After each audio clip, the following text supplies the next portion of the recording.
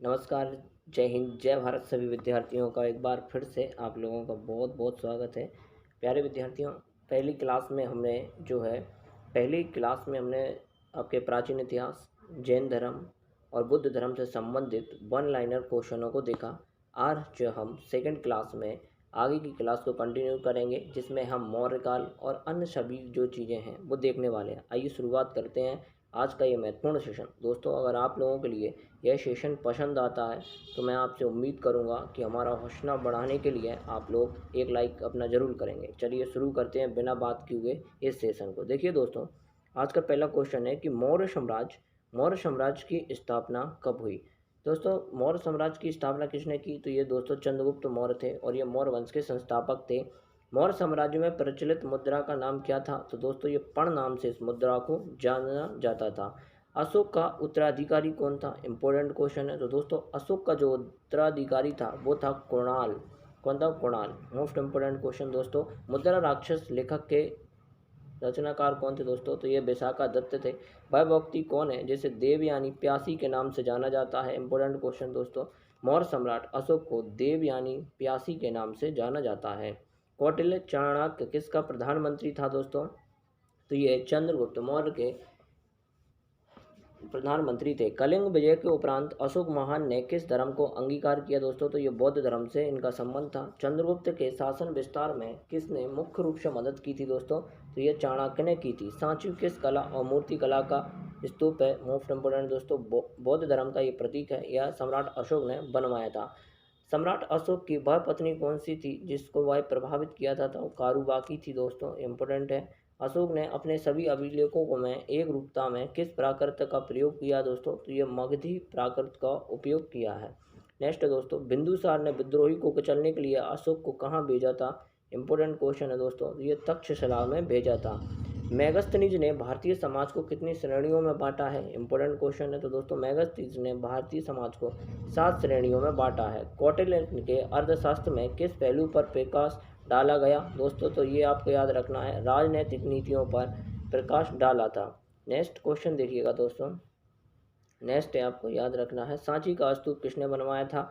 अभी मैंने इंपॉर्टेंट बात बताई थी दोस्तों, तो यह सम्राट अशोक के द्वारा बनवाया गया था। आपको याद रखना, यह मध्य प्रदेश के रायसेन जिले में स्थित है। पाटलिपुत्र को किस शासन ने सर्वप्रथम अपनी राजधानी बनाया था दोस्तों? तो ये चंद्रगुप्त मौर्य ने ही बनाई थी। ठीक है, नेक्स्ट क्वेश्चन है, पाटलिपुत्र में स्थित चंद्रगुप्त का पहरा मुख्यतः बना था दोस्तों, ये लकड़ी का महल बनाया था। बराबर की गुफाओं का निम्नलिखित में आश्रय गृह के रूप में जाना जाता है दोस्तों, तो आजीविकाओं के तौर पर इनको जाना जाता है। नेक्स्ट क्वेश्चन देखिएगा दोस्तों, किस अभिलेख में यह साबित होता है कि चंद्रगुप्त का प्रभाव पश्चिम भारत तक फैला हुआ था दोस्तों? तो ये रुद्रदामन के जूनागढ़ अभिलेख से इसका जो है साबित मिल रहा था। केवल वह स्तंभ जिसमें अशोक ने स्वयं को मगध का सम्राट बताया दोस्तों, तो ये सांबुरु स्तंभ में मिला था। अर्थशास्त्र के लेख समकालीन कौन थे दोस्तों? तो ये चंद्रगुप्त मौर्य थे।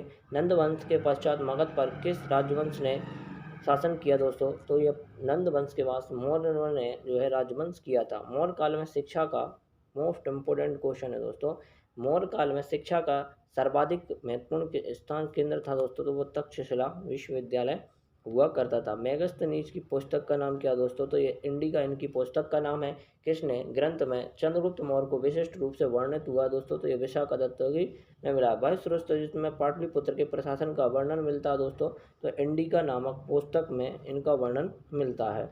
नेक्स्ट दोस्तों, अशोक के अभिलेखों का प्रयुक्त भाषा कौन सी थी दोस्तों? तो इनकी प्राकृतिक भाषा थी। आपको याद रखना है, उनके शिलालेखों की इंपॉर्टेंट क्वेश्चन है। प्रथम भारतीय साम्राज्य किसके द्वारा स्थापित किया गया था दोस्तों? तो ये चंद्रगुप्त मौर्य के द्वारा स्थापित किया गया था। चाणक्य अपने बचपन में किस नाम से जाना जाते थे दोस्तों? तो ये विष्णुगुप्त के नाम से जाना जाते थे। राज्य के सप्तांग सिद्धांत के अनुसार राज्य का सातवांग कौन सा था दोस्तों? ये मित्र था सातवांग। किसके शासन काल में डिमेक्स भारत आया था? इंपोर्टेंट, डिमिकस भारत आया था दोस्तों, तो ये बिंदुसार के शासन काल में डिमिकस भारत आया था। किस प्राचीन नगर के अवशेष कुम्भलहार स्थल से प्राप्त हुए हैं? तो दोस्तों ये पाटलिपुत्र नामक स्थान से आपको प्राप्त हुए हैं। कुलंदी बाग प्राचीन स्थान था दोस्तों, तो ये दोस्तों पाटलिपुत्र का था दोस्तों। किसने सही गुणता, उदारता और करुणा के त्रिविध आधार पर राजधर्म की स्थापना की थी दोस्तों? तो ये अशोक ने की थी। बौद्ध अशोक ने बौद्ध होते हुए भी हिंदू धर्म में आस्था नहीं छोड़ी, इसका प्रमाण क्या था दोस्तों? इससे देवनाम प्रिय की उपाधि से इनका इस चीज़ का पता चलता है। अशोक के अभिलेखों को पढ़ने वाला प्रथम अंग्रेज कौन था दोस्तों? ये जेम्स प्रिंसेप था। ये दोस्तों यूपीपीएससी यूपीपीएससी और आईएएस की परीक्षाओं में भी पूछा गया क्वेश्चन है दोस्तों। केवल वह स्तंभ जिसमें अशोक ने स्वयं को सम्राट बताया था, ये मैं भी बता चुका हूँ, भामरू स्तंभ था ये दोस्तों। मौर्य काल में शिक्षा का सर्वाधिक प्रसिद्ध केंद्र था, ये भी मैंने बता चुका हूँ, तक्षशिला इंपॉर्टेंट। अंतिम मौर्य सम्राट कौन था? इंपॉर्टेंट है दोस्तों, तो ये बृहद्रथ था अंतिम मौर्य सम्राट। उत्तराखंड में अशोक का एक शिलालेख स्थित है, इसे किस नाम से जानते हैं दोस्तों? तो उत्तराखंड में कालसी शिलालेख स्थित है। सांची का स्तूप ये अशोक ने बनवाया था। प्राचीन भारत का वह प्रसिद्ध शासन जिसने अपने जीवन के अंतिम दिनों में जैन धर्म को भी अपनाया था दोस्तों। बौद्ध धर्म और जीवन के अंत क्षणों में उन्होंने जैन धर्म को भी अपनाया था, तो वो चंद्रगुप्त मौर्य ही हुआ करते थे। नेक्स्ट क्वेश्चन देखिएगा दोस्तों, कलिंग युद्ध की विजय तथा क्षत्रियों का वर्णन अशोक के किस अभिलेख से प्राप्त होता है?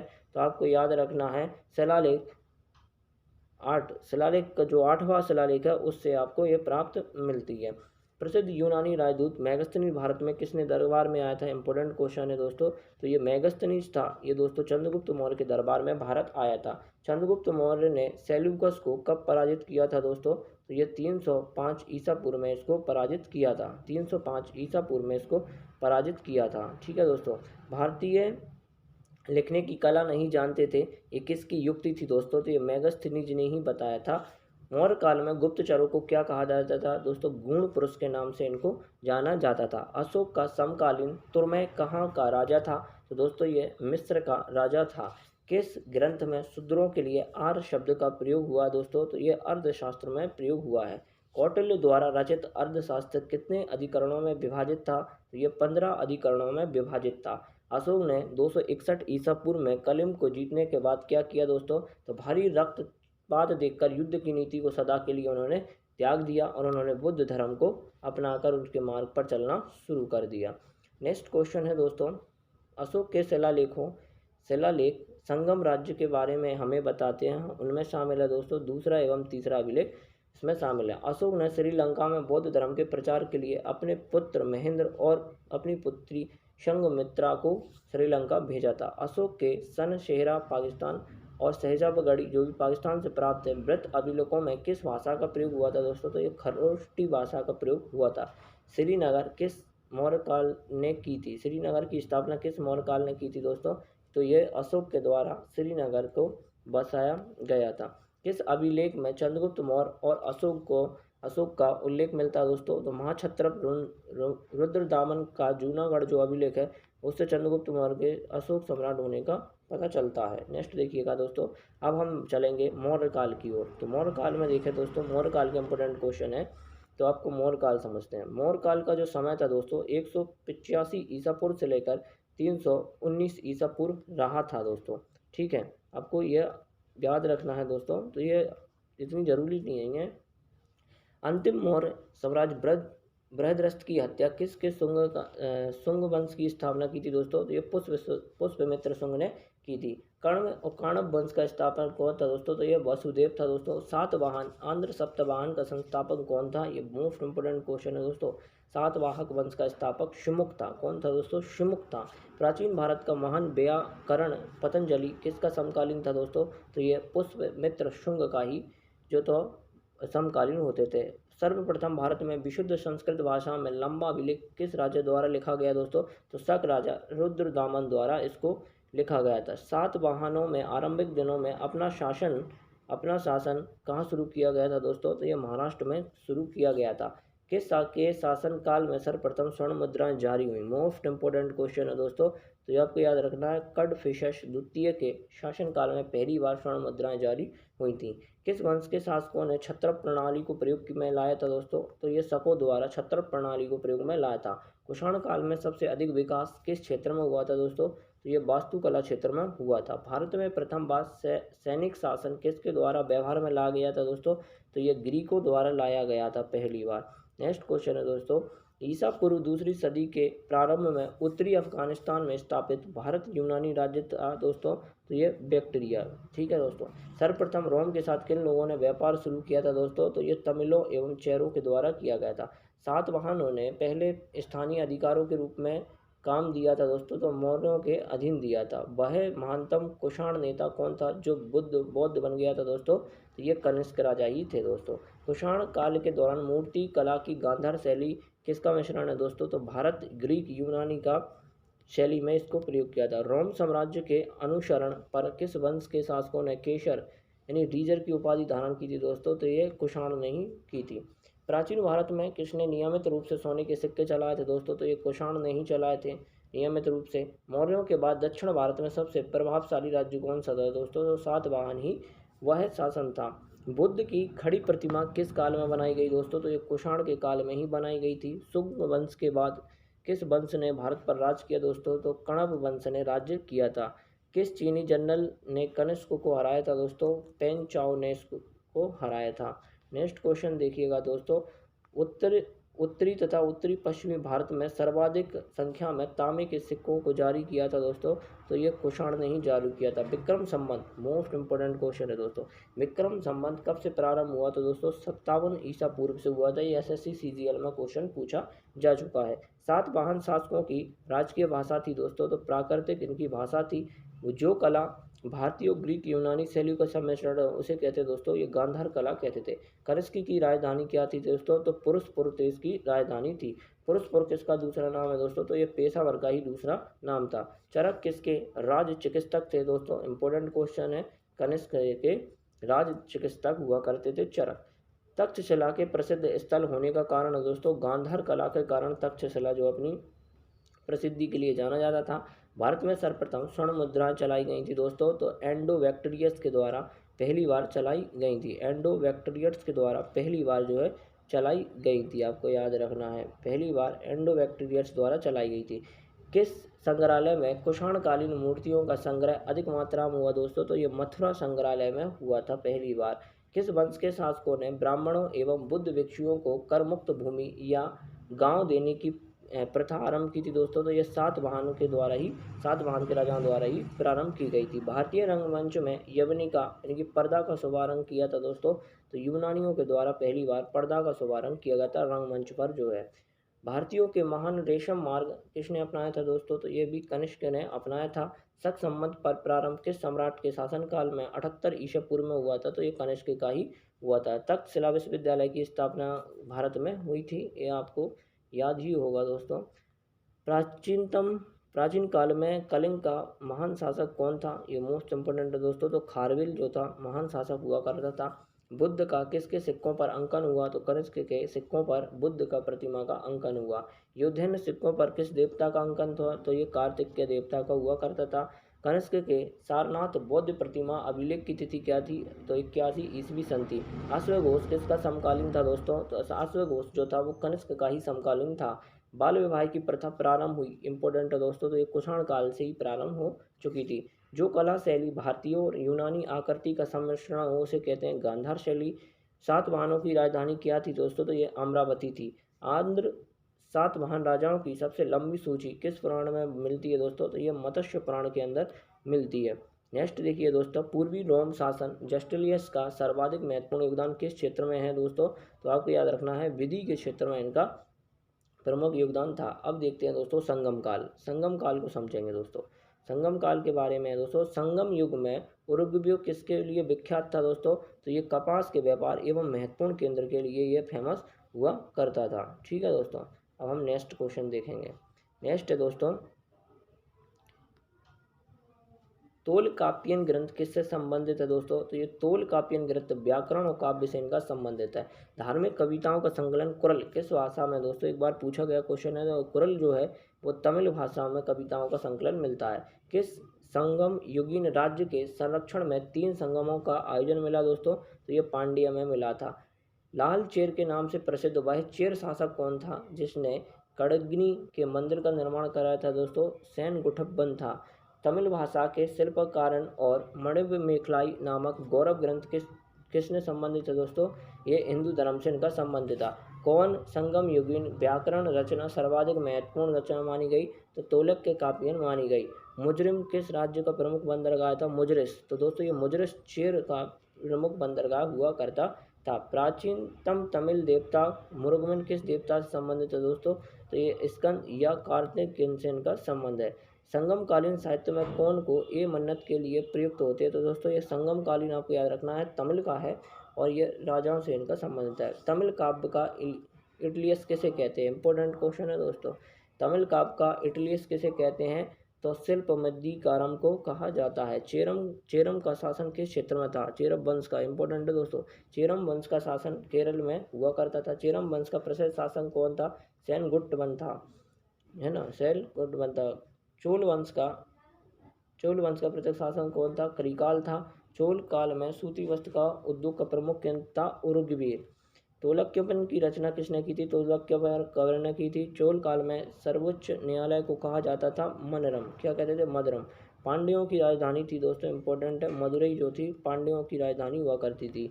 तमिल का गौरव ग्रंथ जीवक चिंतामणि किससे संबंधित है दोस्तों? तो ये जैन धर्म से इनका संबंध है। संगम किससे संबंधित है दोस्तों? ये विद्वानों से संबंधित है। स्ट्रैबो के अनुसार संगम युग के किस वंश के शासन ने रोमन सम्राट अगस्त के दरबार में 20 ईसा पूर्व के लगभग एक दूत भेजा था? तो पांडे नरेश ने भेजा था। तमिल काव्य का ओडिसी किसे कहते हैं दोस्तों? मणिक मेखलाई को कहते हैं, है ना। पुहर कावेरी पट्टम की स्थापना किसी ने की थी? करिकाल ने की थी। प्राचीनतम तमिल देवता मुरुगन किस देवता से संबंधित है? तो स्कंद और जो है दोस्तों कार्तिकेय से संबंधित है। दोस्तों यहीं पर एक बात करना चाहेंगे इंपॉर्टेंट, देखिए दोस्तों हर चीज़ आपको याद नहीं हो सकती, पर चिंता लेने की कोई ज़रूरत नहीं है। आगे दोस्तों जितना आपको याद होता जा रहा है वो आपके लिए इम्पोर्टेंट है। आगे जो है दोस्तों आप लोगों के लिए, आगे जब हम दोस्तों इम्पोर्टेंट क्वेश्चन सॉल्व कर रहे होंगे उसमें जो गलतियाँ होंगी उस समय हम अपनी गलतियों को सुधार कर लेंगे। अभी आप लोगों के लिए जितना याद हो रहा है ऑल द बेस्ट, पर कुछ ना करने से कुछ करना बेहतर ही मेरे लिए उद्देश्य रहा है दोस्तों। अब देख लेते हैं आगे के क्वेश्चन। आगे कोई क्वेश्चन है दोस्तों इंपॉर्टेंट है। संगमों का आयोजन उतना इंपॉर्टेंट नहीं है दोस्तों। पहला मदुरई में, दूसरा कालुरुपट्टम में, तीसरा मदुरई में, इससे कोई ज़्यादा लेना देना नहीं है। अब जो इम्पोर्टेंट है वो गुप्त काल बहुत ज़्यादा इंपॉर्टेंट है। अब गुप्त काल को समझेंगे। देखिएगा दोस्तों गुप्त वंश के संस्थापक कौन थे दोस्तों? आपको याद रखना है कि गुप्त वंश के जो संस्थापक थे दोस्तों, गुप्त वंश के संस्थापक वो कौन थे? श्री गुप्त थे दोस्तों। गुप्त किसके समान थे दोस्तों? तो ये कुषाणों के समान थे, ठीक है। नेक्स्ट क्वेश्चन देखिए दोस्तों, गुप्त शासन के दौरान ऐसा कौन सा व्यक्ति था जो महान खगोलीय विज्ञानी और गणितज्ञ था दोस्तों? तो ये दोस्तों गुप्त शासन काल के ही समय थे हमारे आर्यभट्ट जी। गुप्त शासकों की सरकारी दरबारी भाषा थी, ये बहुत बार पूछा गया है दोस्तों, तो आपको याद रखना है संस्कृत भाषा उनकी दरबारी भाषा हुआ करती थी। गुप्त वंश का वह राजा कौन था जिसने हुणों को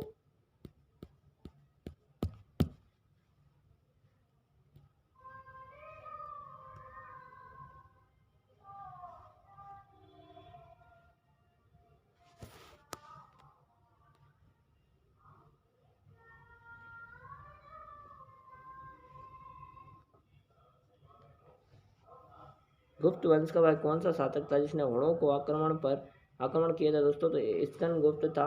गुप्त राजवंश किस लिए प्रसिद्ध थे दोस्तों? कला और स्तंभ कला के लिए फेमस था।